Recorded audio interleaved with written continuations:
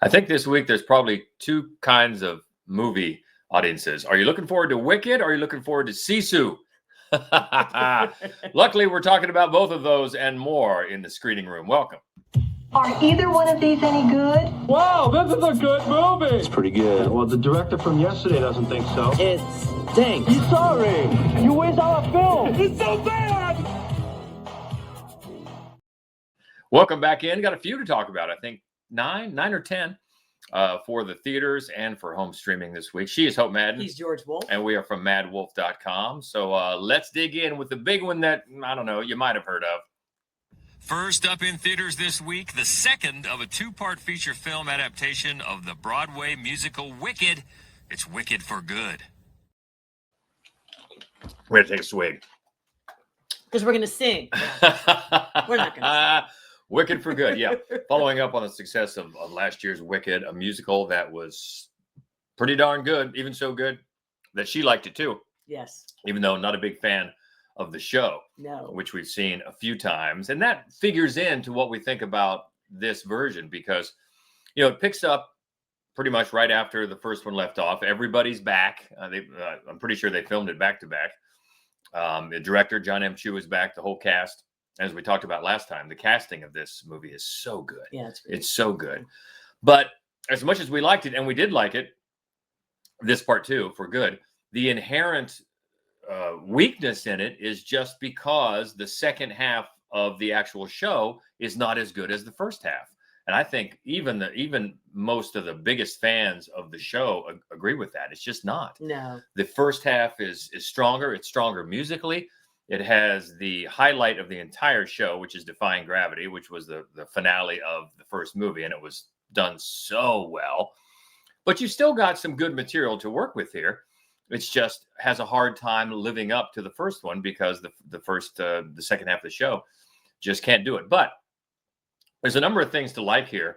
The cast continues to shine, and it comes down to Ariana Grande and Cynthia Erivo. And this time, Ariana Grande sort of she's the lead this time, as Glinda is more of the lead role, and she's really good. They both sound great, of course. Those voices, especially when they harmonize, man, they're so good. But they give good performances as the characters change, as their arcs continue in this second part. Yeah. Then Jonathan Bailey, he has actually, I think, less screen time in this second episode. That's Fiyero. But he makes the final, the decision of the love triangle. And I think one of the things I like about the second half of this is that the love triangle is that's not the tragic break, right? That what's tragic in this movie is that the two friends aren't friends, and that's really the relationship that you root for, and I appreciate that. But also, it was kind of fun to see, Elphaba get a little something. So that was fun, and it was a funny bit. Get a little wicked when she says that for the first time. She feels wicked. The crowd liked that. Yeah, they did. And they have a really nice chemistry. Those two actors, they do a great job with it. They do, and of course, Jeff Goldblum, so good. Oh, he's so good. As the wizard, and I think because of that triangle, and I liked it too, but the screen time takes away from some of the social commentary that was so good in the first one. Mm-hmm. The disinformation, the weaponized disinformation, and controlling a population and making a certain group of people villains. That was played up, really done well, and fleshed out from the book. Yes. In the first one, that takes a little more of a back seat this time because they have to bring out the triangle and they have to move the narrative toward its connection to the Wizard of Oz, which I think is also a bit of an inherent weakness in the entire story because it does in the book as well. Yeah, because you can't change the canon of the Wizard of Oz. You can't do that. No. So you have to twist the narrative here to make it fit up into the Wizard of Oz, and it does. It does feel a bit forced, feel a bit contrived. They do make just a couple of tweaks to try to make that a little smoother, and they do add 2 new songs that aren't in the show. Right. One for Glinda and one for Elfie. And they're fine. And of course, they're performed great. But still, the highlights musically and storytelling wise are in part 1. But again, this movie looks fantastic. It does. It looks gorgeous, especially the wedding with all of these millions of little yellow butterflies that take off as she walks in. Yeah, it's a gorgeous movie. You know, and I know there was a lot of talk about the look of this movie and the color grading this, and then you get into the whole optic versus haptic argument. I don't understand. It looks great. It does. It's creating a fantasy world. And I just think it looks fantastic. And all the production design and the costumes, just eye-popping, just as they were, I think, in the first one. Yeah. You probably know where the story is going if you're a Wicked fan, but even if you don't, and I've already heard from some people who went in blind and absolutely loved it. It's funny to me how musical theater people think normal people know how musical theater goes. If we haven't seen the stage play, and most people haven't, then you don't know what's going to happen. I guess because it's been, and that's really one of the things I was thinking about this movie. I guess it's been so long. There's been so much hype and so much anticipation about the movie version of Wicked since really, I think it won its Tonys in 2004, something like that. So 20 some odd years, they've been talking about this movie and the fans have been waiting for it. And I think now with this part 2, to get a 2-part adaptation that is as satisfying as these are is darn near a miracle. I mean, it had such high standards to live up to. And when you can please even people like yourself. That's the thing, truly, is that I dislike the stage show. I dislike it. Yeah. I hate it. I do. And I was so surprised with the first one. They do so much. They add so much depth to it by including what they include from the book that is not on stage, that it's not just, it felt so much less superficial to me. And then of course the performances are great and the set direction and art direction and costuming, glorious. That I was really sold. I really was. That's why I have a hard time knocking it too much for the weaknesses of the story that it just inherited. Yeah. Because they took that story, didn't change it too much, just a couple of tweaks, but presented it so well on the big screen. So I think it's a really good conclusion. Just as they would say, a clock tick, just a clock tick below part 1.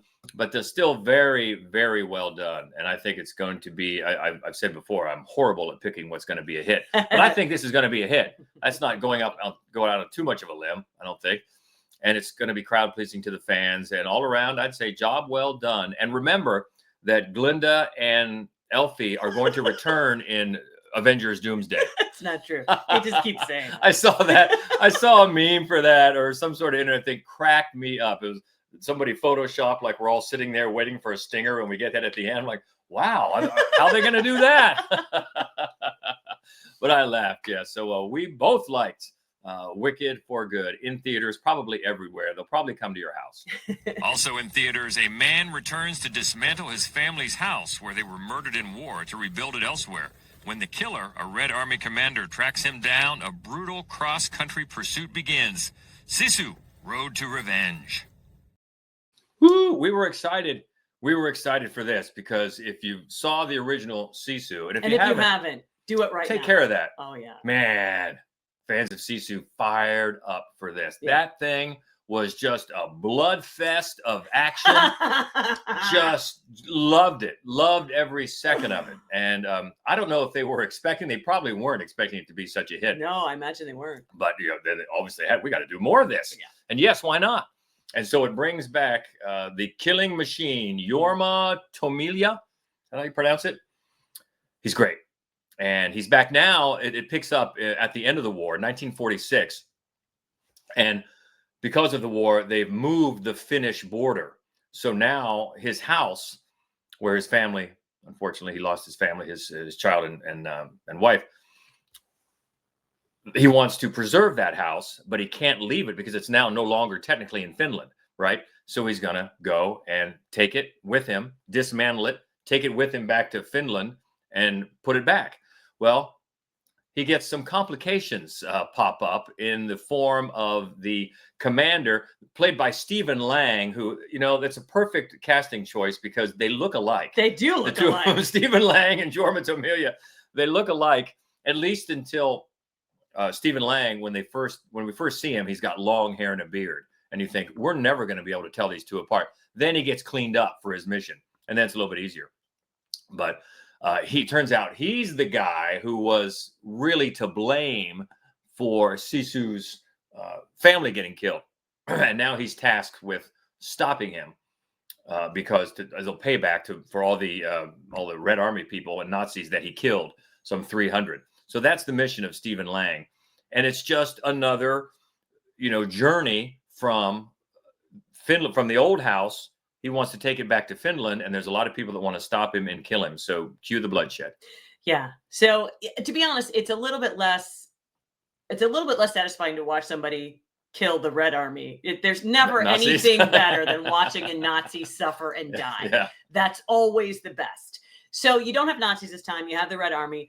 But I think the thing that makes, one of the things that made the first one so alarmingly enjoyable is that you just had no idea where it was going or the heights that it could possibly reach.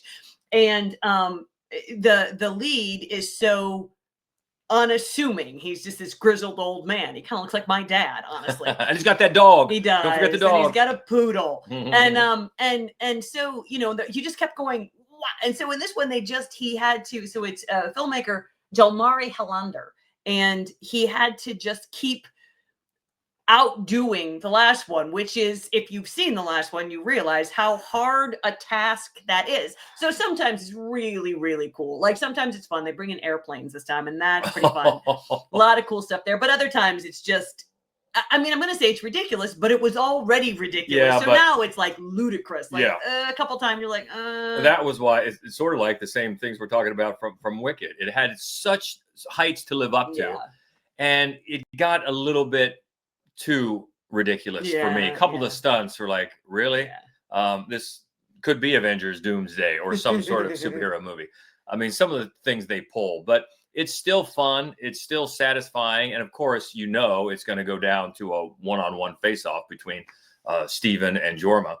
And it's still plenty of inventive ways to shed blood. Oh yeah. And it's the kind of carnage that makes you cheer. Like, all right, how'd they pull that off? But overall, just not quite as satisfying because it doesn't come out of left field. No. That's always fun Yes. to discover something like, wow, I didn't see that coming, right? And some of the stuff just gets way, way over the top. But other than that, if it didn't already, but it just But come on. passes that bar. Where Yeah. You're like, yeah, I don't want to give anything away, but a couple of these are like, really? All right, there Bit are of a cartoon physics now. involved Yeah. here, but all right. That's okay. It's fine. It it's is. Fine. It's still fun. And what's the running time? It can't be very much. Oh no.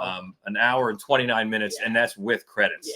So yeah, you're in and out, and it's a journey. Yeah. It's a journey. It's a blood-soaked journey. And if you like the first one, I think you definitely want to check this out. And it is in theaters now. Sisu, Road to Revenge. From Netflix, the story of a famous movie actor embarking on a journey of self-discovery, confronting his past and present with his devoted manager. Poignant and humor-filled, pitched at the intersection of regrets and glories, it's Jay Kelly.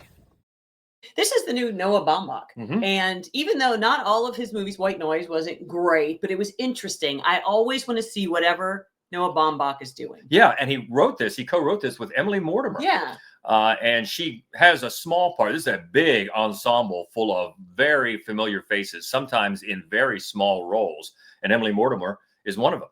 But she co-wrote this script, and it's in select theaters now, but it's going to hit Netflix on December 5th.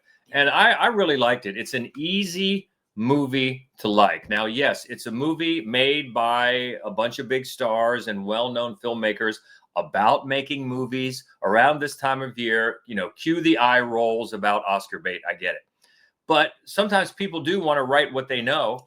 And I did read an interview about these two, Noah Baumbach and Emily Mortimer, saying that they just thought so many movies of this type didn't really get it right about making movies, about the experience that they had. So they wanted to do their own version of it. And it's very easygoing humor. It's got some reflection to it. It's not really deep, though. It's just a really easy movie to like with some great performances, led by George Clooney. He may as well be playing He himself. may as well be playing. This movie might as well be called George Clooney. I mean, He's playing a veteran movie star who is enjoying the fruits of his career and his legendary status. But as he's traveling to Tuscany, of course it's Italian, it's George Clooney. They're going to go to Italy. As he's traveling to Tuscany to attend this career tribute event, he's reflecting on the things that he sacrificed in his life to get where he is. And he does that with the people, the entourage that travels with him. Number one, his manager, played by Adam Sandler, who's fantastic. I would not be surprised if Adam Sandler sort of gets paid back for that slight he got from Uncut Gems, which was a robbery that he didn't get nominated for that. He's very good in this, and as a best supporting actor, I wouldn't be surprised. It's one of those roles that reminds you that he can be a very good actor. He really can. He can also make garbage movies, but he can be a very good. We all know that. And so he's his manager, and you've got these other people in his entourage. Laura Dern is his publicist. Always amazing. Emily Mortimer is the hairstylist. I mean, all these people that basically their top of their to-do list is making Jay Kelly comfortable. And so you see they have to sacrifice their lives as well. As Jay is looking back on things he's sacrificed, and he's got a couple of daughters, one of them played by Riley Keough. They have a strained relationship. And it's really interesting the way this is directed. Some of it reminds me, it reminded me of Marriage Story, because at the end of Marriage Story, is that famous scene with Adam Driver singing the Stephen Sondheim song, Being Alive. And parts of this movie reminded me of an unknown Sondheim musical, the way that Jay Kelly, the character, will enter a room, and as he walks into the room, he's back in time, seeing pictures and segments from his own life and just standing there and watching. And then characters come in and out of the periphery, and it almost feels like the movement of a musical. And I really enjoyed that part of it too. So he reflects on old relationships, maybe old bridges that were burned, things that he did, things that he sacrificed to get to his place in his career, which is so big that he's so successful that he's getting a legendary tribute. So you see that. It's also, there are funny parts to it, really funny parts to it. George Clooney is just perfect. He's so charming. He's got that Cary Grant thing down cold. He charms these fans, and you can tell he's really loving it. He's into it, but at the same time reflective of his life. So I think it really works well, especially once it hits Netflix. I mean, I'd always recommend seeing movies on the big screen, but this is perfect for Netflix. It's like comfort food, and it's really well written.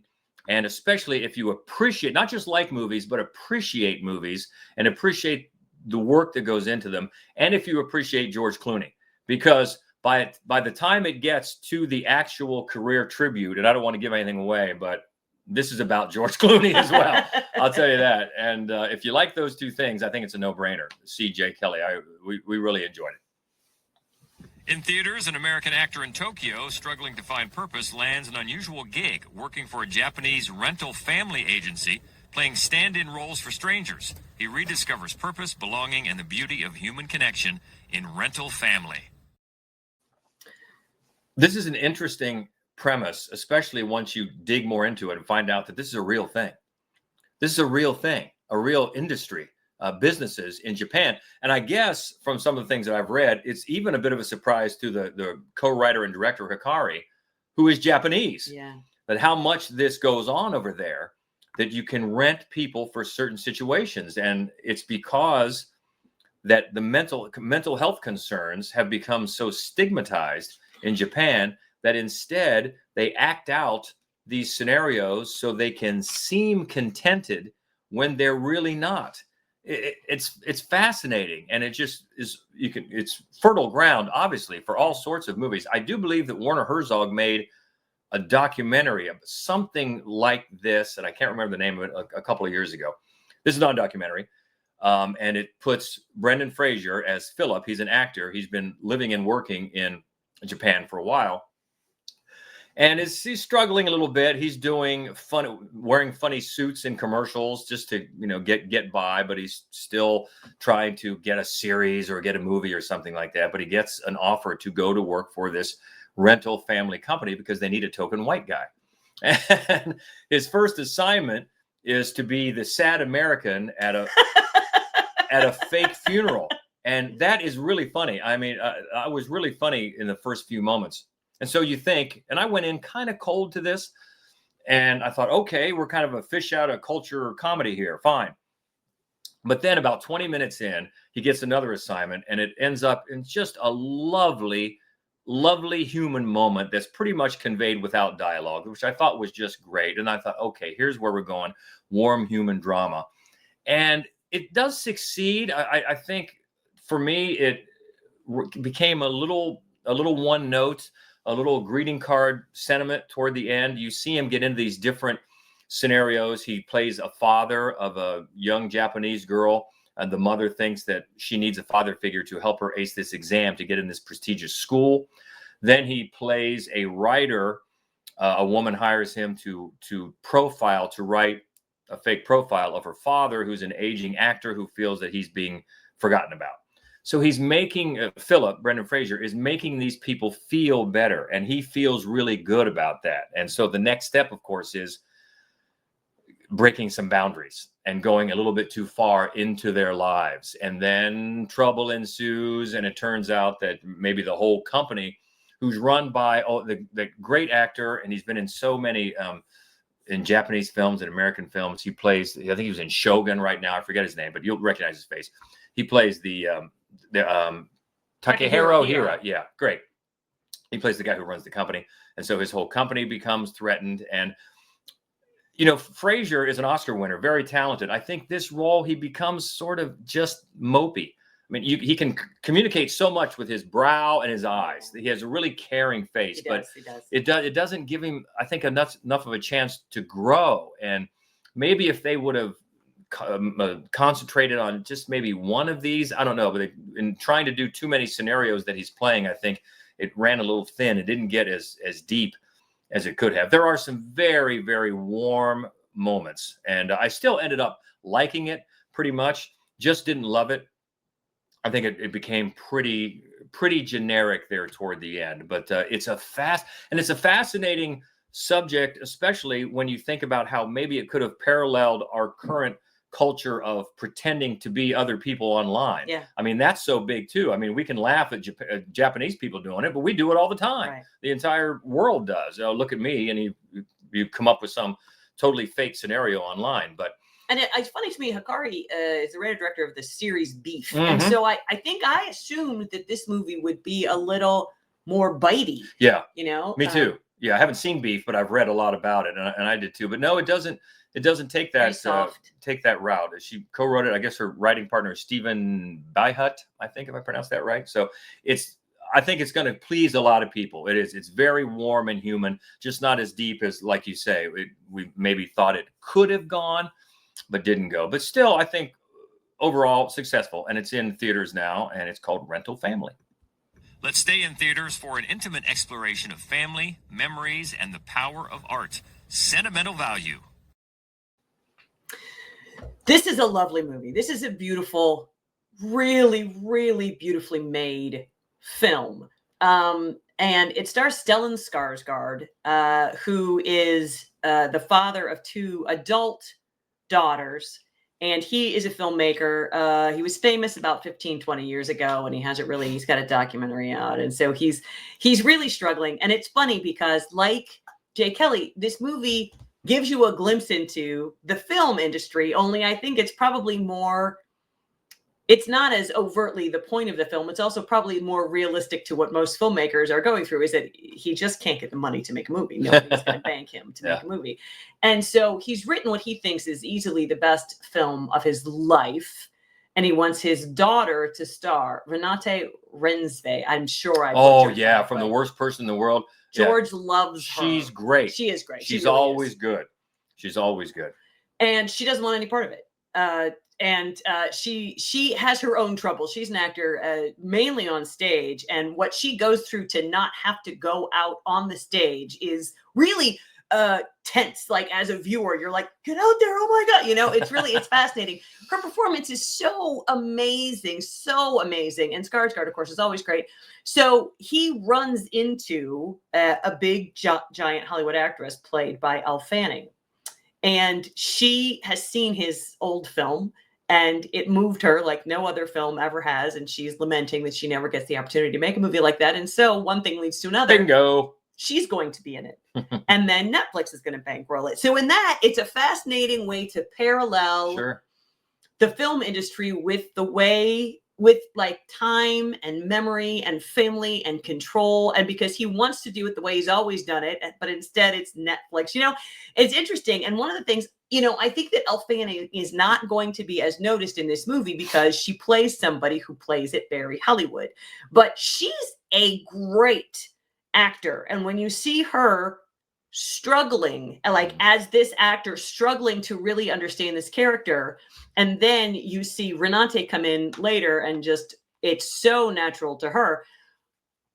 Well, it's a very giving performance because in reality, I'm sure Elle Fanning could have played this role, but she's playing somebody who is trying and just this much failing. The whole movie is very nuanced in that way, and it's heartbreaking without ever being overt about anything. And I loved the way the house worked into this film. It opens with this little story about how many people have lived in this house, how many generations have lived in this house. And then I love the way the sisters work together, because I think you don't usually see very realistic sort of lived in relationships like you find in this movie. So I fully expect this movie to be nominated for Best International Film for an Oscar. Nice. And I think that if you get the opportunity to see Sentimental Value, you ought to. And the co-writer and director is Joachim Trier. Yeah, and what did he do that I'm blanking on? Because that name sounds quite familiar as we scan down to IMDb. Oh, the worst person in the world. Yeah. Well, duh. Okay. It's funny because this is how bad. Thelma is the one that I know him from, which is his lesbian horror film. Yeah. Yeah. So good stuff. Yes. So definitely, that's good. We'll look forward as it's getting into award season. We can make that prediction. That's right. Make that prediction right now, and that is Sentimental Value. Also in theaters, a conversation between photographer Peter Hujar and Linda Rosenkrantz from 1974 sheds light on New York's vibrant downtown art world and the introspective journey of an artist's life. It's Peter Hujar's Day. Now, here's another one that just has an interesting premise. Yes.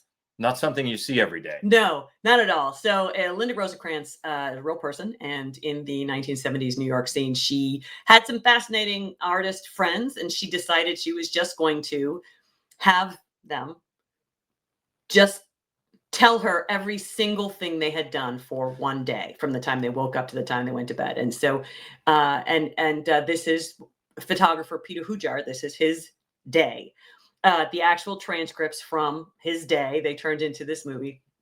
And I think, you know, this movie, and it's not very long. It's not even 90 minutes. Oh yeah. Hour and 16 is listed. And that's with credits. So, right. Yeah. And I guarantee that it will wear thin for some people. But it's 1974 Manhattan. Peter Hujar is one of those great, he was underappreciated at the time, but he's one of those great, we saw he was at the Wexner Center. They had a retrospective of his work at the Wexner Center. He's long died. His work is amazing. He photographed amazing people. In this movie, he's talking about having Ginsberg. That's what he did that day. He photographed Allen Ginsberg, but he was really excited because he was going to do Burroughs. And I actually knew him for these great photos that he did of John Waters. I mean, I'm a sucker for 1974 New York City, for CBGBs, for all of those. Where was Andy Warhol when this is going on? They talk about it. That's the thing. It's like, I'm such a sucker for everything that happened in that particular, and that's really what this movie gives you. It's just like these two people, very good friends, just talking through, and the performances are so slyly brilliant. Rebecca Hall, right? She plays. Speaking of always good, yeah, exactly. And it's just, her performance is such a gift of somebody who just wants to listen. Like she so relishes the details, and she's just 100% paying attention. And it's such a lovely performance. But it's Ben Whishaw plays Peter Hujar. And I loved his performance as well, because it starts off, it's very self-conscious. And he's aware that he's being self-conscious. Peter Hujar is. And he's aware, he's like, am I boring you? Is this boring? You know, that's a lie. That's not exactly what happened. And then by the end, it's very just introspective and just really sort of a struggling artist reflection of their own work and their own personality. And then the things that he does in a day are just so like, well, that's not ordinary to me. So and it's really gorgeously shot as well, because it's just two people talking. That's all it is. But the way Ira Sachs shoots it is very intimate, but also really, I think, period effective and just lovely. So again, I recommend it if you have any interest in this particular time period or in, great character studies. But I think action it does not have. Well, it's in theaters, so it's another one of those where the people that, there's nothing original out. Here you go. There you go. There you go. There's something to check out, and that is Peter Hujar's Day in theaters. Let's go to VOD for a couple whose 14-year-old daughter, who went missing, reappears after a decade. Reawakening. This is director Virginia Gilbert, and this was reviewed at MaddWolf.com by Rachel Willis. And she liked it. She did. And a lot of it, I think, is because of the always reliable Jared Harris. Jared Harris plays the husband, and their daughter, his daughter, ran away. So she wasn't abducted. She didn't exactly disappear. She ran away when she was 14. And then 10 years later, a woman materializes and claims to be their daughter. And Juliet Stevenson plays the mom. And Rachel Willis thought that, in particular, the way that each of these characters dealt with the return of different ways, was what made the movie so riveting. And that Jared Harris's performance is just amazing, but also so is Stevenson. So she was really pleased by the film. Yeah. So check out Rachel's review at MaddWolf.com, and you can find Reawakening. It's on Prime. Go on, stream it. And on VOD, in an alternate present, genetically enhanced humans dominate society. Outcasts Leon and Chloe fight for justice against corrupt politicians exploiting genetic disparity, risking everything to challenge the oppressive system. Altered. Schlocketeer, Daniel Baldwin, covered this one for us and was disappointed. Disappointed, yeah. Sci-fi, the type of allegory that had some potential, just wasn't fleshed out very well. And there's sort of this subplot with a plant suit that he didn't love it. So that's Altered, and that's on VOD. And he'll be with us for in a second, so he could tell you whatever we missed. But his review is up now at MaddWolf.com, and that is Altered, starring Tom Felton. Yeah. Also on VOD, best friends Ruth and Megan run a vintage shop in Muswell Hill. Stumbling across a time machine, they embark on trips to the past to stock their shop with no idea of the irreparable damage they're causing to the fabric of the universe. Time travel is dangerous. That's not how time travel works. That's not how time travel works at all. I'm not going to let that go. No. That was a comment from years ago about it. I might have been, Safety Not Guaranteed? No, Looper. Oh, it was Looper. Oh, I was going to say it was a good time travel movie.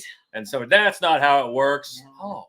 Oh, please fill us in on how, visitor from the past, how it works. Anyway, we digress. Time travel is dangerous. Brandon Thomas reviewed this at MaddWolf.com.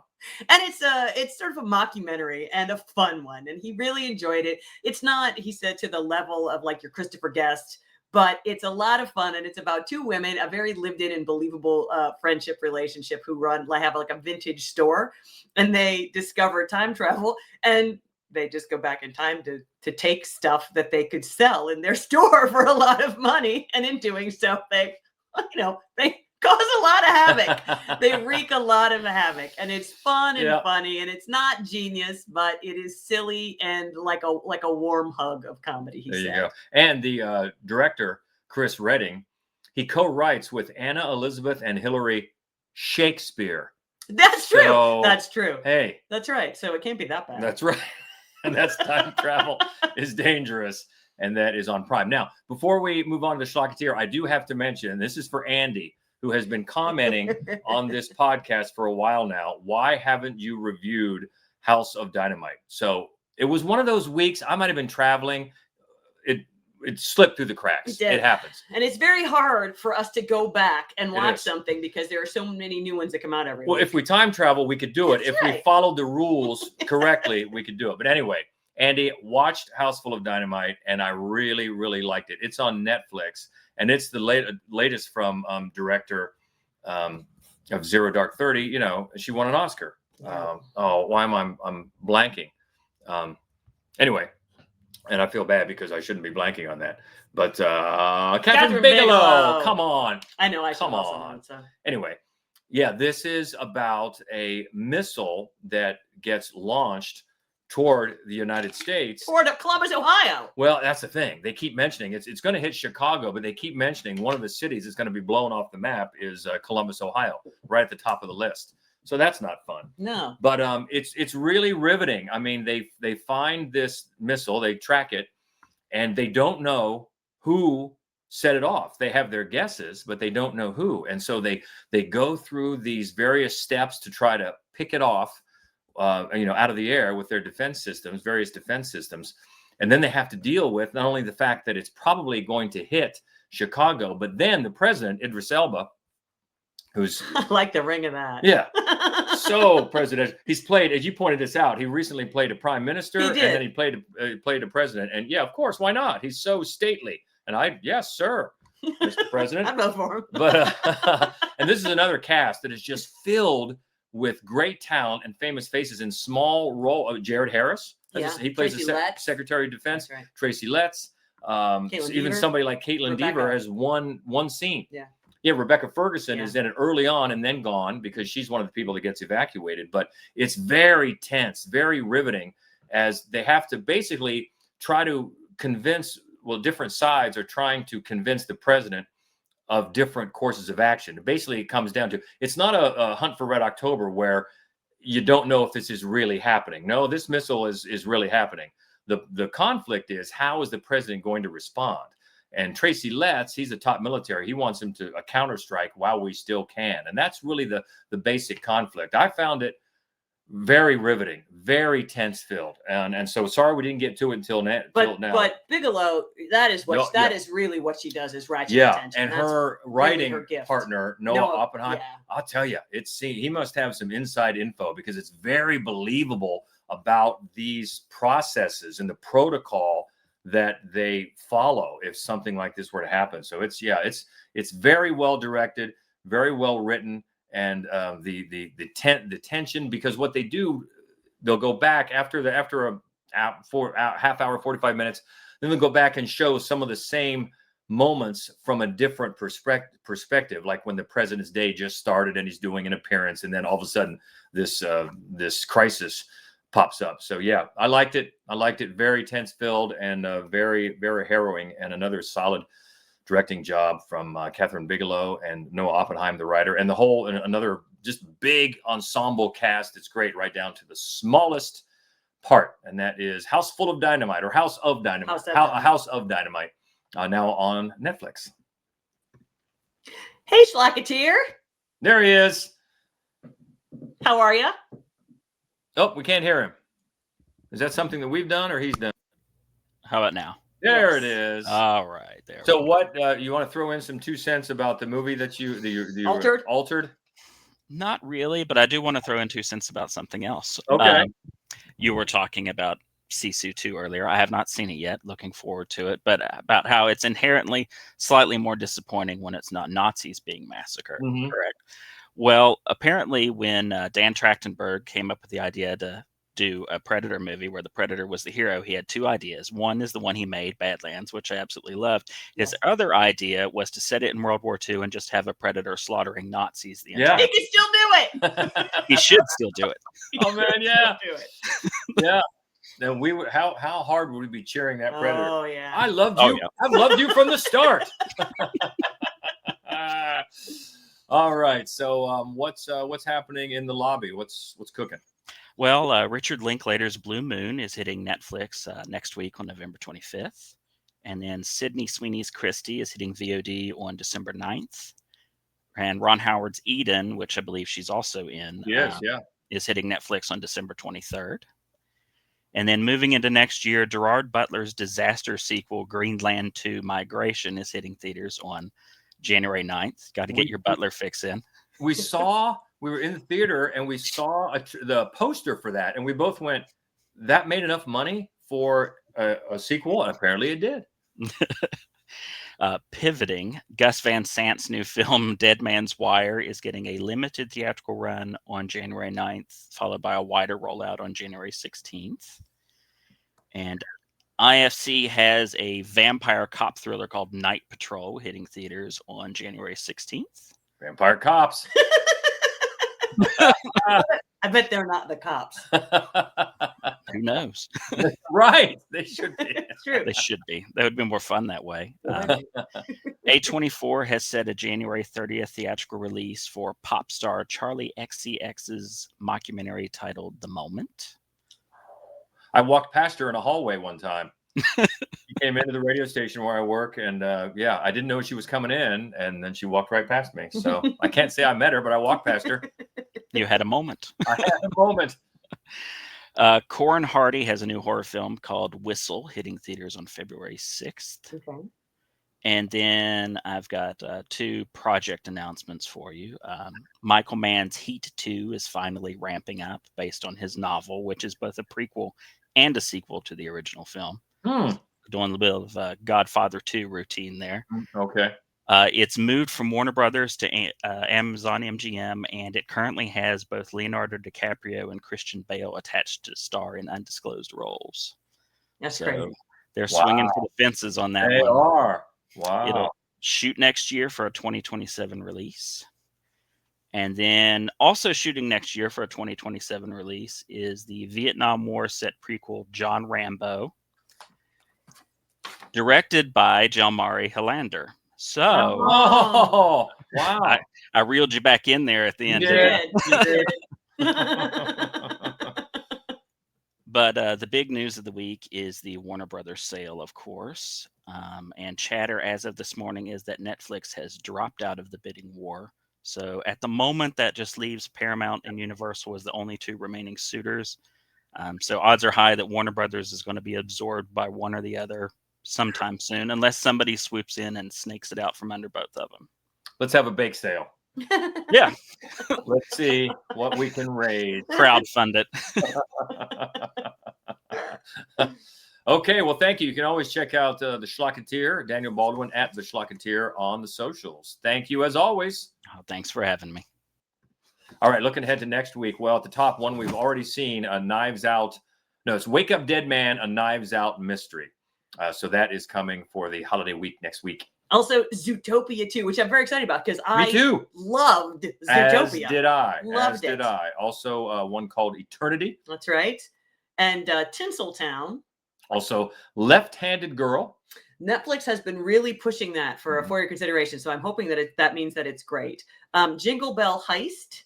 And The Thing with Feathers, latest from Benedict Cumberbatch, That's which right. we've already seen as well. So that got pushed. It was supposed to be this week. Yep. But we'll talk about it next week. So, all right. So that's next week for Thanksgiving week. Can't believe we're there already. Wow. We've got our Popeyes Cajun turkey. Yeah, we do. How about you? But so what'd you think about this week? If you want to talk Wicked, or if you want to talk House of Dynamite, Andy, we saw it and we liked it.